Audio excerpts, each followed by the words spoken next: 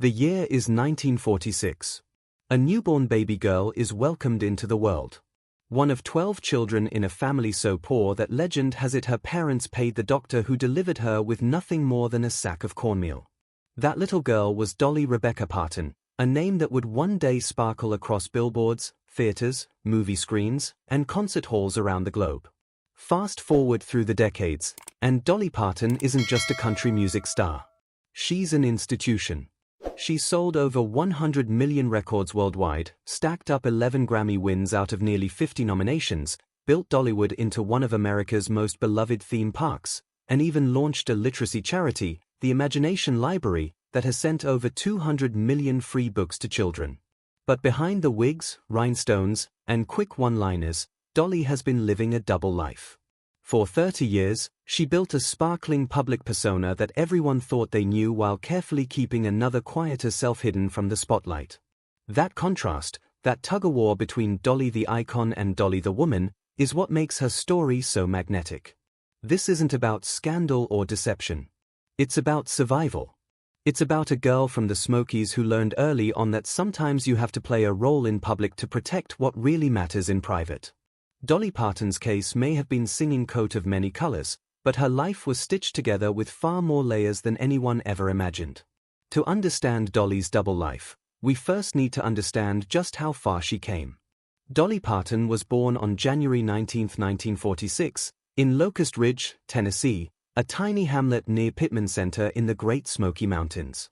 She was the fourth of 12 children born to Robert Lee Parton, a sharecropper and construction worker, and Ovie Lee Parton, who kept the family together through music and faith. The story goes that the Partons were so strapped for cash when Dolly was born that her father paid the doctor with a sack of cornmeal.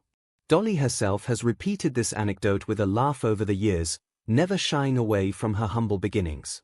Poverty, in fact, would later fuel some of her most enduring songs like Coat of Many Colors, written about the patchwork coat her mother stitched together from rags.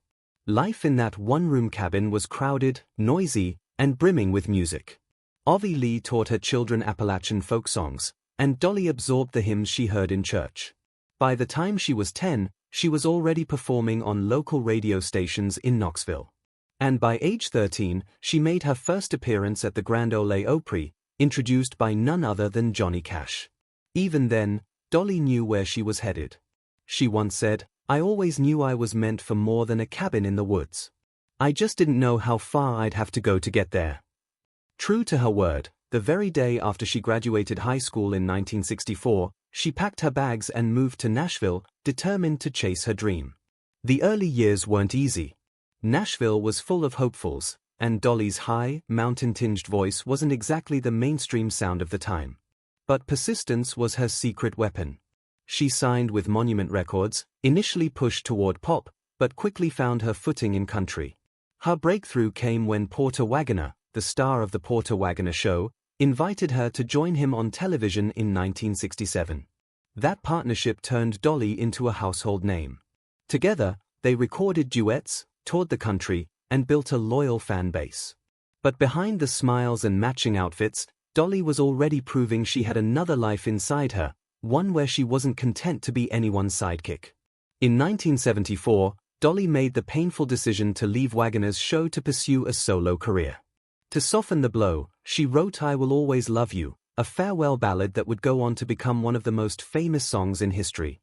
That single act encapsulates Dolly's double life perfectly, sweet on the surface, but rooted in tough decisions, ambition, and the need to define herself on her own terms.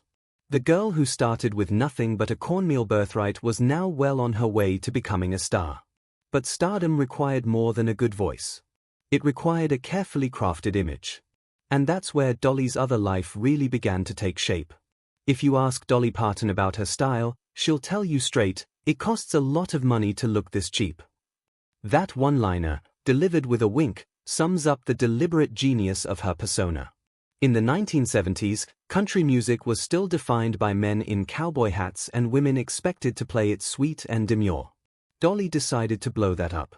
She piled her hair into sky-high wigs, painted her lips bright red, and wore rhinestone gowns that sparkled like a disco ball under stage lights. She once confessed that her look was inspired by what she called the town tramp back home, a woman gossiped about in whispers, but remembered for her boldness.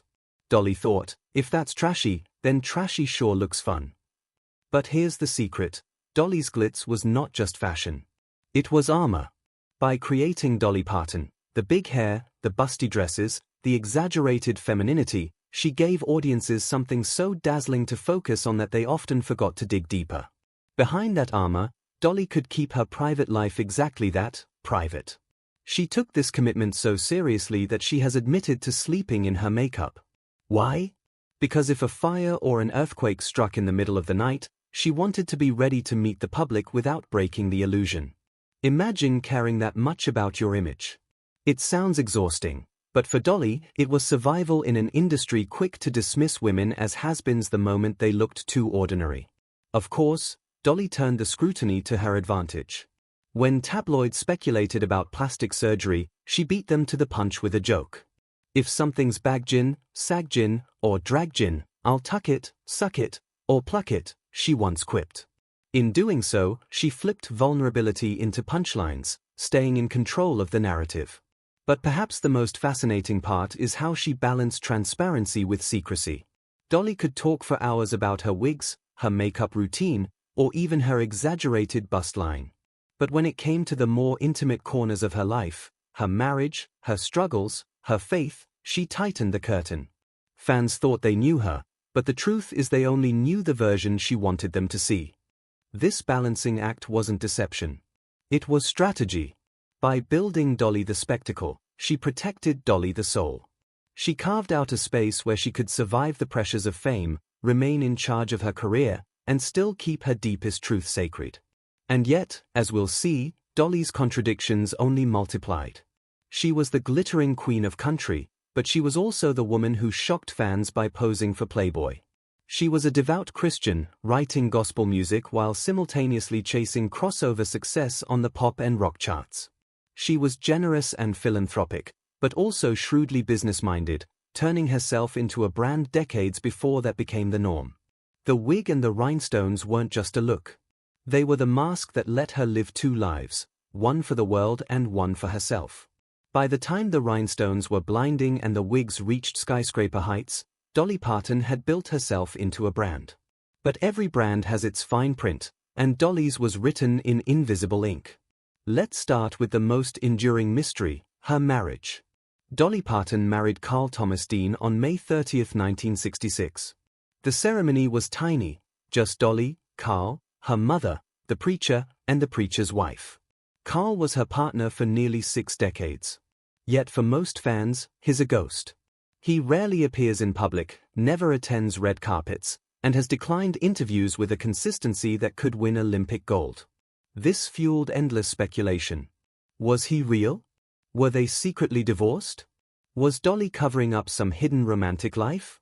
She leaned into the rumors with humor, once joking that people thought she had a mannequin in the closet she called Carl. In reality, Carl simply hated the spotlight.